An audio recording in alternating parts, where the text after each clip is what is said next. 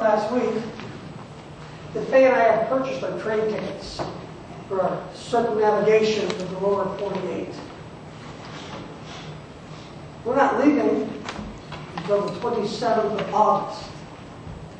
Faye is already getting ready to pack up, figuring out what she's going to wear, what she's going to take. Not just clothes, but things that will keep her comfortable on the train, make the trip a little more pleasant. We're going to be gone for over a month. I think it's going to be a bit of an adventure. Of course, not everyone likes adventure. Some are kind of like Winnie the Pooh. I don't know if anybody else here grew up on Winnie the Pooh, but I did. And one morning, Piglet was visiting Pooh, and he said, "When you wake up in the morning, Pooh, what's the first thing you say to yourself?" "What's for breakfast?" says Pooh. "What do you say, Piglet?" "I say, I wonder what's going to happen exciting today." Pooh nodded thoughtfully. It's the same thing. Like Pooh, Bilbo in Tolkien's The Hobbit is not a very adventurous type. Adventures are nasty, disturbing, uncomfortable things, he says.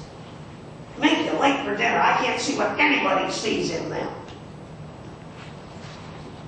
There are some, on the other hand, who embrace adventure, who look forward to adventure, who live for adventure. Some of you maybe remember Larry Walters. If you don't remember Larry Walters, you may remember what Larry Walters did back in 1982. He piloted a lawn chair attached to helium balloons 16,000 feet, which is far above the altitude you're supposed to fly a balloon, according to the FAA. When he got there, it got cold, so he took his pellet gun with him and he started shooting some of the balloons so that he could lower himself back down. As he approached the Earth, his power lines got draped over, or his balloons draped over the power lines, blacking out the Long Beach neighborhood for over 20 minutes. It was quite an adventure, though it did earn Walters a fine of $15,000 from the FAA and a top prize from the Bonehead Club in Dallas, Texas. How about you? A life of safety or a life of adventure? Many of us don't like change. Especially as we age, we don't like change. We like a nice, stable, predictable life. Change is hard and we avoid it almost at all costs. In fact, I read last week that 7 out of 10 people were having heart problems and go to the cardiologist, and their cardiologist says, if you don't change your diet, if you don't change the way you're living, if you don't start getting some exercise, you're going to die soon. 7 out of 10 people ignore the advice because they don't want to change.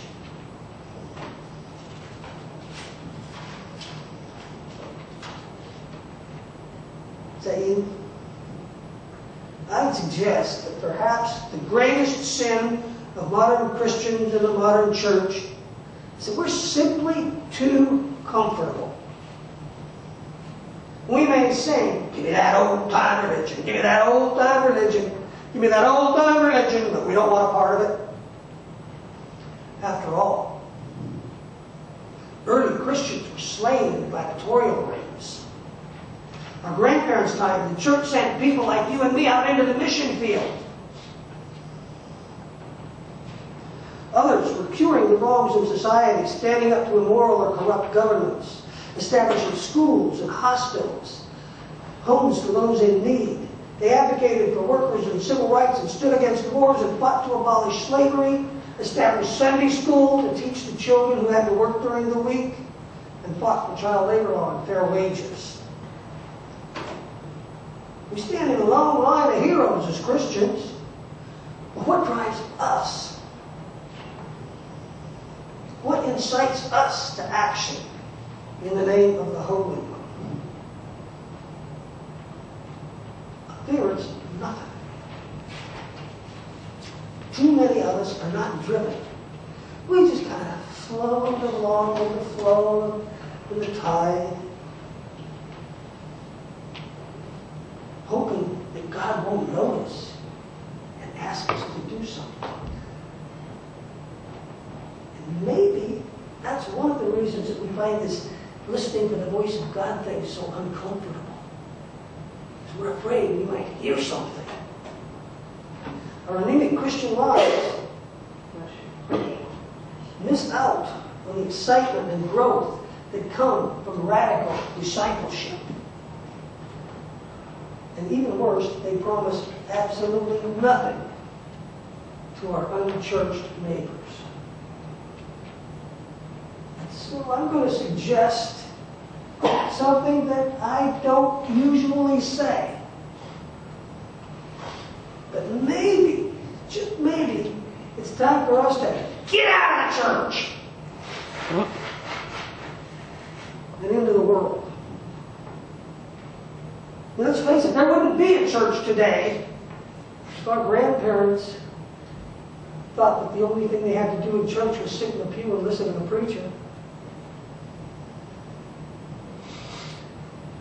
Earlier generations thought, first of all, to be comfortable, we wouldn't be here today.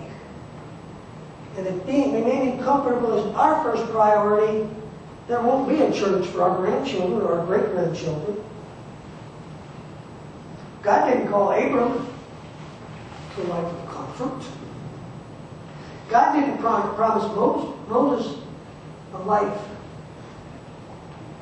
of prosperity and comfort and never having to go outside of his comfort zone, as people call it today. Jesus doesn't promise us that. He says, someone asked Jesus, I'll go anywhere with you. Remember what Jesus said? Foxes have dens and birds have nests, but the Son of Man has no place to call his own.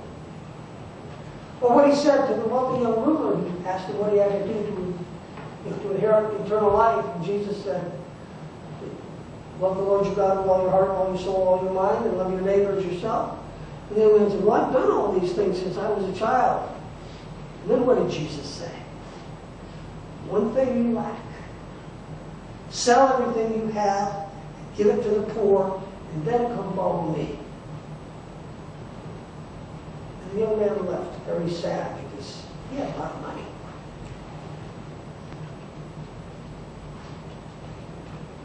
Right now, the architectural term for the room we are in within the church, this is the sanctuary.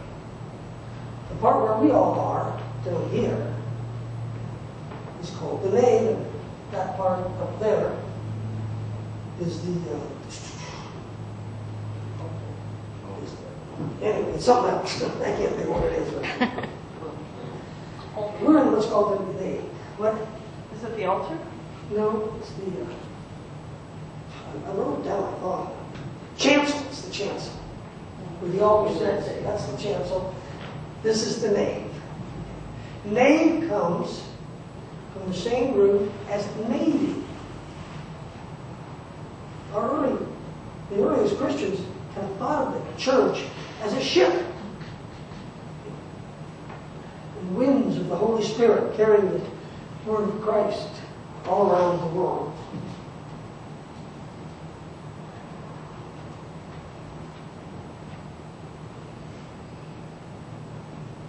Can you hear the wind blowing through the sails? Can you feel the mist of the ocean against your face, blowing your hair around? Like Abram, we're off on an adventure, taking the light of the world, taking the light of God into a world of darkness.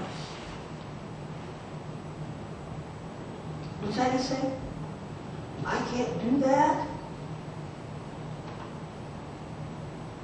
Anybody ever see the movie Miracle? Anybody remember the 1980 U.S. Olympic hockey team? Bunch of college kids going up against the Soviet Union. Nobody had beat the Soviet Union in hockey for the last 4 Olympics. Even the NHL gave up when they had games against the Soviet Union teams. And now you have a group of American college players who are about to take on this unbeatable behemoth. And in one scene, the American coach, Coach Brooks, is going over the Soviet game strategy, explaining to his young team what they have to do if they're going to win.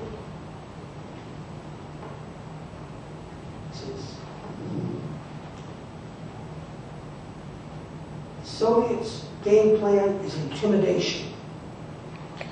They're going to try and intimidate you, and that's how they're going to win.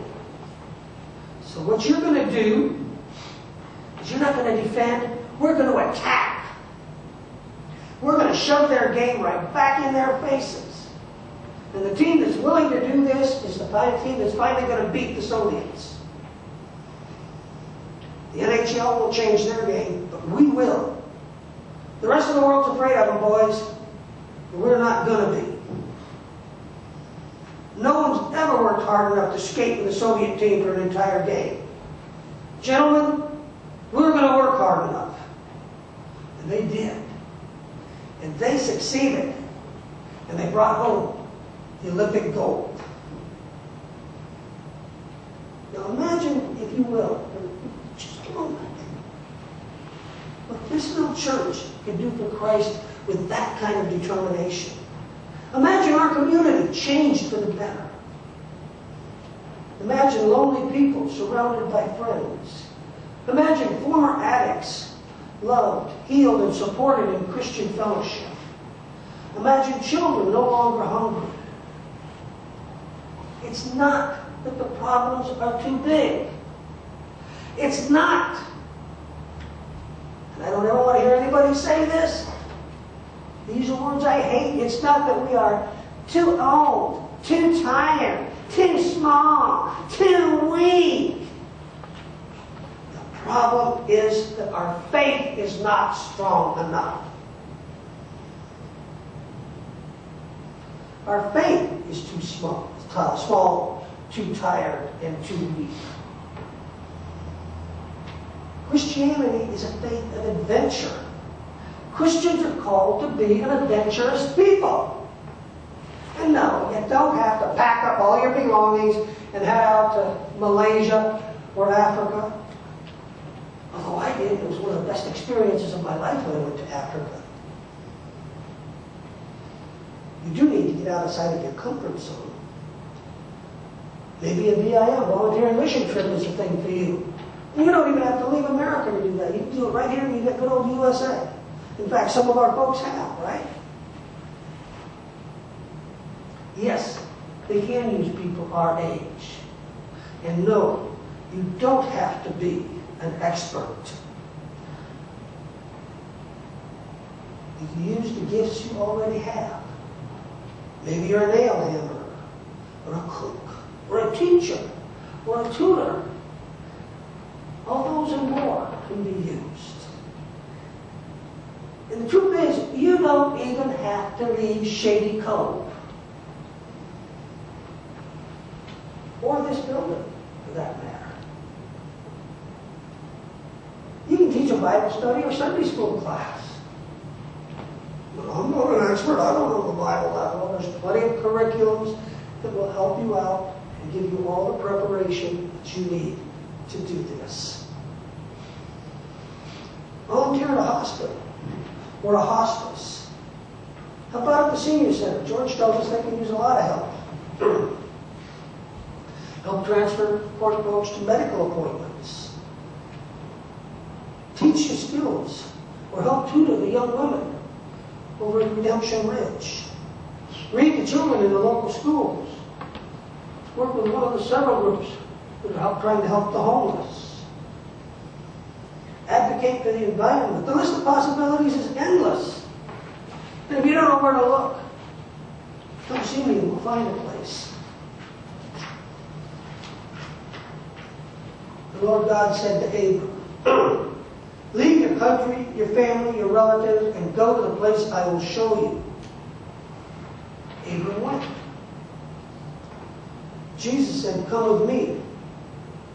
Levi left everything and went with Jesus. Will you?